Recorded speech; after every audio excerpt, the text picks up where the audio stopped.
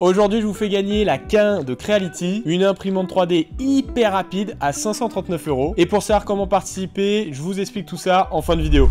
Salut à tous, c'est Théo de la Nouvelle École et bienvenue dans ce nouveau format. Je sais pas si vous avez remarqué, mais les imprimantes qui sortent actuellement sur le marché, c'est des modèles qui vont vite, très vite, vraiment très vite. Du coup, vous l'avez compris dans le titre de la vidéo, aujourd'hui on va organiser un combat au sommet entre la K1 de chez Creality et la P1P de chez Bamboo Lab. Et vous allez le voir, on va mettre les deux imprimantes à rude épreuve. Pour toutes les personnes ici qui verraient que sur la Creality Under 3, on va vite vous faire changer d'avis. Je vais vous présenter deux imprimantes avec des corps XY qui ont des vitesses annoncées, je précise, entre 500 et 600 mm/s. Vous êtes satellisé. Vous êtes dans un autre monde. Le tout avec des prix très agressifs. Comme c'est une première avec ce format, je vous explique rapidement les règles du combat. Deux challengers, des rounds sur des critères bien précis, le tout avec des tests de vérification. Bon, plus sérieusement, on va essayer de vous faire un retour le plus objectif possible. Donc, on adapte évidemment le nombre de points de chaque critère par rapport aux machines qu'on va tester. Le but, c'est vraiment de vous faire un retour le plus honnête possible et de vous permettre de prendre une décision éclairée. Mais évidemment, tout ça, ça reflète que notre avis et notre expérience avec ces machines. Je précise qu'aucune de ces machines n'est en partenariat, donc malheureusement, on a tout payé de notre poche. Hello. Et si à l'avenir, les machines sont en partenariat, on sera évidemment transparent avec vous et ça sera précisé. Il y aura des mini-imprimantes. Donc si ce format vous plaît, dites-le nous en commentaire, on lit tous vos messages et ça nous fait toujours super plaisir. Enfin, je dis ça, je dis rien, on passe à l'unboxing. Allez. Ok, bon, je galère un peu. Hop. Ça dégage. Ils sont quand même très sympas chez Creality, étant donné qu'on a 200 grammes de PLA. Bon, heureusement qu'ils sont là. C'était pour maintenir le plateau, tout simplement. Bon, ce type de capot, c'est super pratique, notamment si vous imprimez de l'ABS. Ça évite tous les chocs thermiques. C'est des petits trucs pour serrer la machine. Parce qu'à mon avis, avec le voyage qu'elle a subi, il va falloir resserrer 2-3 trucs. Bon, on s'attaque à la deuxième, la Bamboo P1P. J'ai l'impression qu'elle est plus légère. Je sais pas si c'est moi qui m'habitue ou si j'ai pris des muscles entre les deux tournages de scène. Elle est quand même moins belle que la K1. C'est moche. Après, comme on dit, l'habit ne fait pas le moine, mais il aide à le devenir. Alors, qu'est-ce qu'on a? On a la buse, du PLA, les câbles de branchement. Est-ce que ça intéresse vraiment des gens de me regarder ouvrir des cartons? Ah, chez Bamboo, ils sont quand même vachement moins radins que chez Creality. Parce que là, c'est une bobine de 1 kg de PLA. Bon, en gros, des accessoires qu'on trouve dans chaque imprimante qu'on achète. Bon, maintenant, elles sont déballées, mais pas complètement prêtes. Donc, on va finir de les installer, voir si tout est bien réglé, tout est bien serré au niveau des boulons. Et après, on va attaquer les différents tests. L'idée, c'est vraiment de les pousser au max, voir ce qu'elles ont dans le ventre et donner notre verdict sur quelle est la meilleure machine entre les deux. C'est parti pour les tests. Let's go! Fight! Bon, on en a fini avec ces cartons, on va pouvoir passer à la castagne. Si seulement certaines parties de la vidéo vous intéressent, vous pouvez évidemment vous référer à la timeline. Bon allez, on passe à notre première impression. Évidemment, quand on reçoit une nouvelle machine, c'est un peu comme un date, la première impression est super importante. Ça sera donc noté sur 3 points. Au niveau de l'unboxing, clairement, rien à signaler. Les deux machines sont bien emballées et déjà montées. Au niveau des accessoires qui sont fournis, meilleure surprise du côté de Bamboo qui nous fournit quand même 750 grammes de PLA supplémentaires par rapport à la K1 et en plus dans la couleur de Bamboo qui est quand même une couleur verte un peu originale. En même temps, pour 115 € de plus, ils peuvent se le permettre. Concernant les finitions, par contre, c'est un petit peu deux salles, deux ambiances. La P1P au départ, elle est assez déconcertante. C'est l'une des rares machines encore XY à ne pas disposer d'enclosure. Et clairement, on dirait qu'ils ont eu la flemme de terminer le boulot. Elle dispose de vis un peu partout, mais clairement, elle possède une structure assez rigide. Chez Creality, on est clairement sur une de leurs meilleures machines en termes de design. Elle fait, à première vue, je précise, assez premium. Une belle enclosure qui permet d'imprimer davantage de matériaux, on reviendra sur ce point. Mais par contre, quand on commence à se pencher sur les détails, les matériaux de la machine font clairement plus cheap que son adversaire. On a des aimants en plastique un peu plus présents et elle ne dispose pas d'axe carbone. Et même leur logo métal est en réalité un autocollant qui chez nous commence à se barrer après à peine 3 semaines. C'est honteux! En clair, on a d'un côté la P1P qui a pas l'air finie, mais qui présente une architecture robuste avec des matériaux de qualité. Et la K1, elle est un peu là pour se la péter. Mais clairement, si vous mettez cette machine dans votre salon ou dans votre chambre, elle va se fondre plus facilement dans le décor.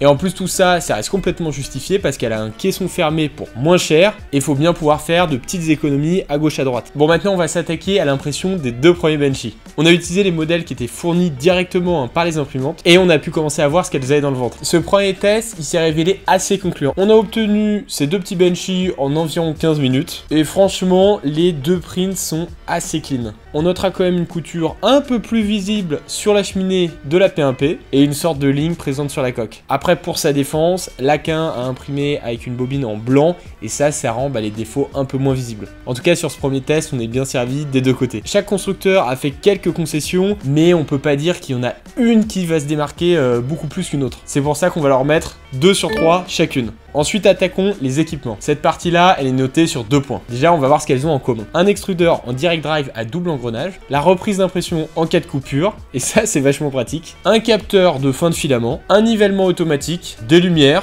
et un système de compensation de vibration. Ensuite, au niveau des équipements spécifiques sur la K1, elle possède un plateau PEI lisse et flexible, un écran tactile qui est en couleur, un système de lock sur l'extrudeur, et vous le voyez depuis le début, mais avec un système fermé, et on peut ouvrir à la fois la porte qui est devant la machine évidemment, et le toit qu'on peut retirer. Du côté de notre char P1P, on a un plateau flexible en PEI, mais cette fois-ci qui est texturé. On a un cutter sur l'extrudeur, une caméra bas débit, ça permet de surveiller la machine, et un système de compensation de l'extrusion. Donc grosso modo, on a deux machines qui sont quand même assez proches en termes d'options, et globalement on est bien servi. Mais clairement, on a la K1 qui se démarque par son enclosure fermée, contrairement à la P1P où on n'en a pas. On va le voir après, mais on peut évidemment upgrade la P1P.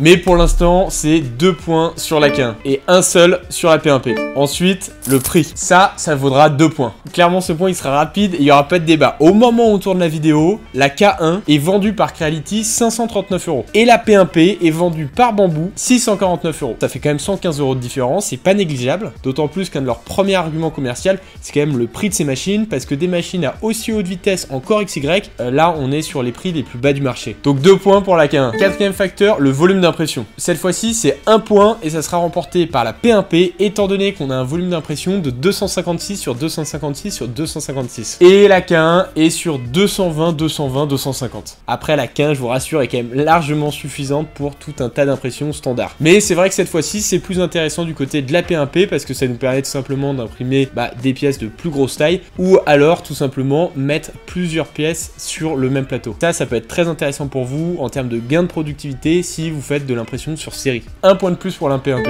Et on passe à la gestion des vibrations. Ici, c'est 1 point, mais pas de panique. Ça sera aussi pris en compte plus tard dans la vidéo sur la qualité d'impression. Vous le savez, de grands pouvoirs impliquent de grandes responsabilités. Qui dit grande vitesse, dit évidemment grande vibration. La gestion de ces dernières vont donc être un axe clé pour la qualité de vos impressions. Et les vibrations, elles se gèrent à 2 niveaux. Tout d'abord, sur l'architecture directement de votre machine. Une machine qui possède des structures rigides sera plus en capacité d'absorber les vibrations. Là-dessus, je rejoins ce que je disais sur ma première impression. J'ai pas moins de le mesurer, mais j'ai clairement vu durant mes impressions que la P1P, elle était plus stable durant mes impressions à haute vitesse. Parce que la structure de la K1, elle subit beaucoup plus les à-coups et on voit clairement la machine trembler durant les impressions à haute vitesse. Après, il faut savoir que les deux machines, elles peuvent mesurer leurs propres vibrations pour ainsi les compenser en direct durant l'impression. Donc en théorie, même avec une K1 qui est moins stable, on pourrait obtenir des impressions de bonne qualité. Donc là encore, on n'a pas moins de le mesurer, donc c'est pour ça qu'on a fait des tests. Et le plus intéressant, c'est que les tests qu'on a réalisés, c'est des tests qu'on a fait en vase mode à une vitesse de 500 mm seconde. Et ça permet d'imprimer les pièces en une seule paroi. Et ça rend donc les défauts de vibration particulièrement visibles. Et clairement là-dessus, on voit les vibrations sur la pièce de la K1. Il n'y a pas une phase qui est parfaitement clean.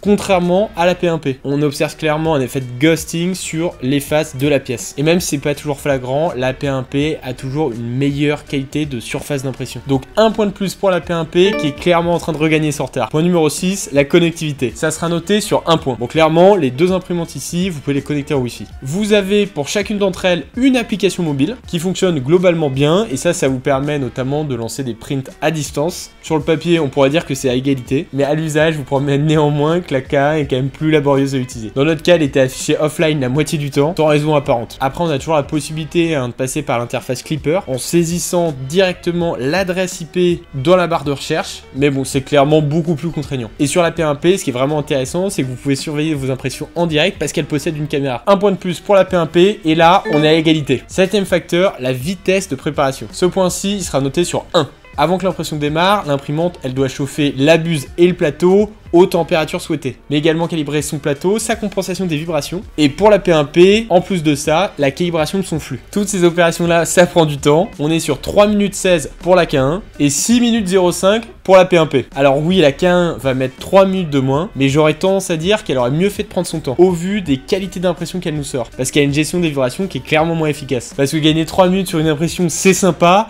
mais quand on fait un print de 10 heures, clairement, on s'en fiche. On leur donne un partout et on passe au point suivant. Point suivant, le bruit. Le bruit, c'est un point. Alors là, vous le voyez sur la P1P à vitesse max, on est aux alentours des 60 décibels.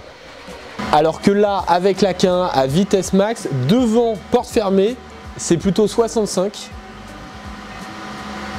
Mais par contre, quand on imprime dans une utilisation normale, donc avec le toit ouvert, typiquement quand on est sur du PLA, là c'est plutôt 75 décibels, voire même avec des pics à 80. 10 décibels comme ça paraît pas énorme, mais on sent vraiment la différence.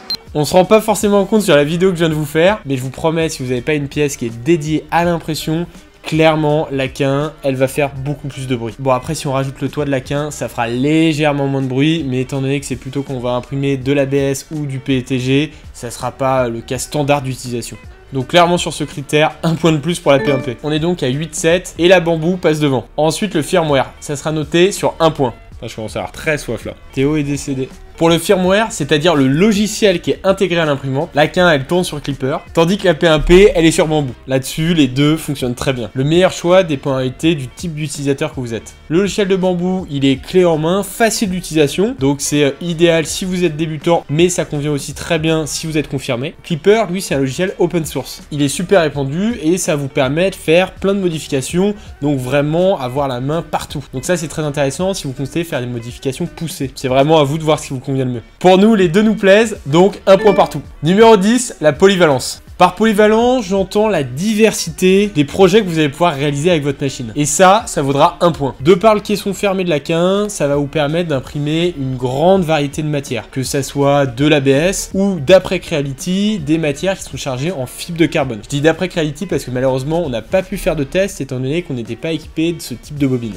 Mais si ça vous intéresse, dites-le nous en commentaire, on vous en fera un short avant de vous faire gagner l'imprimante. Je note quand même un gros défaut, on a imprimé du TPU avec le profil par défaut pour cette matière de Creality. Et alors là, c'était un ratage total. Ils avaient paramétré la vitesse d'impression du TPU à 300 mm/s. Donc évidemment, il suffit de réduire la vitesse pour retirer ce problème, mais ça ajoute un facteur de complexité, notamment si vous êtes débutant en impression 3D. Sur la Bamboo, aucun problème avec le TPU ou les autres matières classiques, notamment le PETG. Par contre, on ne pourra pas imprimer des matières comme de l'ABS ou des matières plus complexes, étant donné qu'elle n'a pas de caisson fermé. Les deux machines, elles sont compatibles avec des bus de 0,8, 0,6 et 0,4. Mais pour le moment, la seule machine qui propose des bus en 0,2 pour permettre des impressions de haute précision, c'est la P1P. Ça sera quand même un point pour la K1 parce que vous pouvez imprimer de l'ABS avec son caisson fermé, mais gardez en tête que si vous rajoutez un AMS sur votre P1P, vous allez pouvoir imprimer entre 4 et 16 matières en simultané. Évidemment, il faut rajouter un billet, mais on en reparle à la fin. Numéro 11, le slicer. Le slicer, c'est un facteur ultra important. Je vais donc lui attribuer 2 points. Les deux machines, elles sont conçues pour fonctionner avec leur propre slicer. Le but ici, c'est de pas de vous faire un tutoriel sur savoir comment gérer son slicer. On a fait plein de vidéos sur le sujet et si vous souhaitiez vous former, vous avez qu'à aller sur notre site internet. Non, l'idée ici, c'est plutôt de lister les avantages et les inconvénients de chacun des logiciels. Bamboo Studio, c'est super clé en main. Donc très simple d'utilisation, c'est idéal si vous êtes un débutant, mais ça pourra très bien convenir même au profil plus avancé. Sans cocher la case avancée, vous aurez très peu d'options à gérer. En plus de ça, le slicer, il offre la possibilité de préparer plusieurs plateaux en même temps et évidemment la capacité de gérer le fameux AMS. Pour Creality Print, il est basé sur le très populaire Ultimaker Cura, qui est un logiciel open source. Et Creality a simplement fait un petit lifting. Il présente une version plus simplifiée avec une interface revisitée. Sur le papier, ce slicer, il est censé être optimisé pour la K1 afin de simplifier l'usage de la machine. Mais dans les faits, on a rencontré pas mal de problèmes. L'appli, elle crache régulièrement. Ça, c'est ultra frustrant. Le flux, il est bridé. Donc en réalité, on n'atteint jamais la vitesse annoncée de 600 mm/s. Les presets pour l'impression de matière un peu particulière, notamment le TPU, ils sont clairement à revoir dans son intégralité et il y a très peu de profils prédéfinis. Actuellement, il y en a un en 0.1 et 0.2, donc c'est vraiment très light. Donc j'espère que dans le futur, ils vont en rajouter d'autres. Donc là-dessus, il n'y a pas de débat, c'est 2 points pour la P1P et -1 pour la K1. Je fais ce que je veux, c'est moi l'arbitre. Deuxième critère, la qualité d'impression. Je vous l'ai dit, on allait reparler de ce critère-là. La qualité d'impression, c'est quand même fondamental.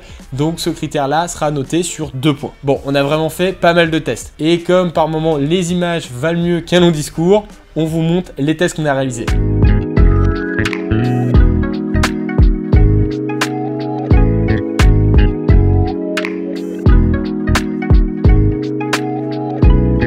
Comme vous pouvez le voir, on est quand même sur 2 machines qui font des prints qui sont de très bonne qualité. Alors, à ce niveau-là de la vidéo, on commence tous à comprendre que la P1P propose des prints de meilleure qualité, avec des pièces qui sont plus propres, notamment en termes de gestion des vibrations ou de ghosting. En plus, la P1P gère beaucoup mieux les porte-à-faux. Comme vous pouvez le voir ici, à 70 degrés, on n'a pas de problème. Du côté de la K1, on a eu quelques problèmes, notamment sur l'impression des premières couches. Comme vous pouvez le voir ici, c'était un raté sur l'impression des premières couches à haute vitesse. Et on a même des impressions 3D qui se sont arrêtées en pleine nuit. Motif, erreur inconnue. Clairement, Creality, avec le temps, je vais commencer à vous envoyer des factures de PLA pour toutes les impressions gâchées. Donc clairement ici, c'est 2 points pour la P1P qui en 3 semaines de test, je le précise, ne nous a jamais fait une seule erreur d'impression. Clairement la K1, c'est loin d'être une mauvaise machine, elle fait des impressions de qualité, mais pour plus de 500 €, caractéristique numéro 13, l'expérience utilisateur. Donc qu'est-ce que j'entends par ce point? C'est la facilité d'usage. Ça sera 1 point. Vous l'avez compris, l'écosystème de Bamboo, il est beaucoup plus simple. Que ce soit sur la partie slicer ou la partie imprimante, la P1P, elle nous a vraiment convaincus sur ce point. C'est une machine qui est idéale si vous débutez. Donc sur ce facteur-là, j'attribue 1 point à la P1P. Les options. Bon, clairement, à ce niveau-là du combat, plus de suspense. Mais pour le panache, on va quand même continuer. Et ce dernier facteur vaudra 1 point. Pour rappel, la K1, elle est à 539 €. Et au moment où je tourne cette vidéo, on peut rajouter une caméra à 33,15 €. Cette caméra, elle vous permet de faire caméra de surveillance et timelapse. Et en plus de ça, Creality nous parle d'un lidar optionnel. Mais on a eu beau chercher, on n'a ni trouvé de prix et d'image du modèle. Peut-être qu'il n'est pas encore disponible en France, je ne sais pas. Ce système lidar, vous pouvez notamment le retrouver sur la grande sœur de la K1, la K1 Max, qui est une imprimante qui est disponible à 969 €, qui propose grosso modo les mêmes caractéristiques que la K1, avec davantage d'options, notamment le lidar, et surtout un volume d'impression qui est plus important. Avec la P1P, c'est possible de réaliser une enclosure partielle, notamment grâce à des fichiers qui sont gratuitement disponibles sur le site de Bamboo, donc sympa de leur part. Ça donne en plus un look un peu plus design, mais ça ne sera malheureusement pas suffisant si vous souhaitez imprimer de l'ABS. Malgré tout, vous pouvez néanmoins acheter un kit supplémentaire, et c'est un kit qui va vous rapprocher de la P1S. Mais c'est pas forcément super intéressant étant donné que le kit il est vendu à 160 € et que la P1S est actuellement vendue à 755 €. Comme annoncé tout à l'heure dans la vidéo, on peut évidemment rajouter des AMS. Donc pour imprimer entre 4 et 16 bobines en simultané. Après, là, le prix est quand même assez important parce qu'un AMS, c'est quand même 362 €. Donc en rajoutant un AMS, on joue plus forcément dans la même catégorie. Néanmoins, si toutes ces options vous intéressent, je vous conseille dans ce cas-là de vous tourner directement vers une P1S qui est disponible à environ 1000 €. Donc bon, grosso modo, rien de très intéressant sur les options, si ce n'est la caméra de la K1. Mais étant donné que la P1P la propose directement à l'achat, et que j'ai été assez généreux, je ne mettrai de points à personne sur ces critères. En conclusion, c'est donc une large victoire de la P1P avec un 14-8. Malgré un mauvais départ de la P1P, elle a su rebondir et surprendre son adversaire. Bon, plus sérieusement, qu'est-ce que nous on en a pensé de ces imprimantes? On est tombé vraiment super fan de la P1P et elle va directement rejoindre notre collection de X1 Carbone. Et pour la K1, soyons honnêtes, ça reste une très bonne machine parce qu'elle est capable en réalité de répondre à la majorité des besoins d'un printer. En fait, le gros défaut aujourd'hui de la K1, c'est plus la partie logicielle. Parce que c'est une machine qui est physiquement capable d'atteindre 600 mm/s, comme on le voit sur le benchit base qui est très réussi, mais à l'usage, elle les atteint jamais. On s'est d'ailleurs souvent retrouvé dans les tests d'impression de mettre les deux machines en vitesse d'impression max, et même si sur le papier, la K1 est officiellement plus rapide, dans les faits, c'était la P1P qui terminait son impression avant cette dernière. Je pense qu'en réalité, la K1, faut pas la voir comme un concurrent direct de la P1P. C'est davantage une amélioration des machines Creality existantes, avec une machine qui est plus rapide, avec une machine qui propose un caisson fermé, un corps XY, un rail linéaire, etc. Si cette vidéo vous a plu, n'hésitez pas à nous le dire en commentaire, c'est un nouveau format qu'on teste. Et si vous avez d'autres idées de versus, dites-le nous en commentaire et on organisera le combat. Bon, comme je vous l'ai expliqué en début de vidéo, on vous fait gagner la K1 de Creality. Bon, vous inquiétez pas, on ne fera pas toujours gagner l'imprimante 3D qui perd les versus. Pour le moment, malheureusement, la P1P, on en a besoin sur d'autres projets, donc on vous tient au courant. Pour participer, rien de plus simple, il suffit d'être abonné, liker la vidéo, la commenter, et on va tirer au sort le gagnant et il sera annoncé dans le prochain versus.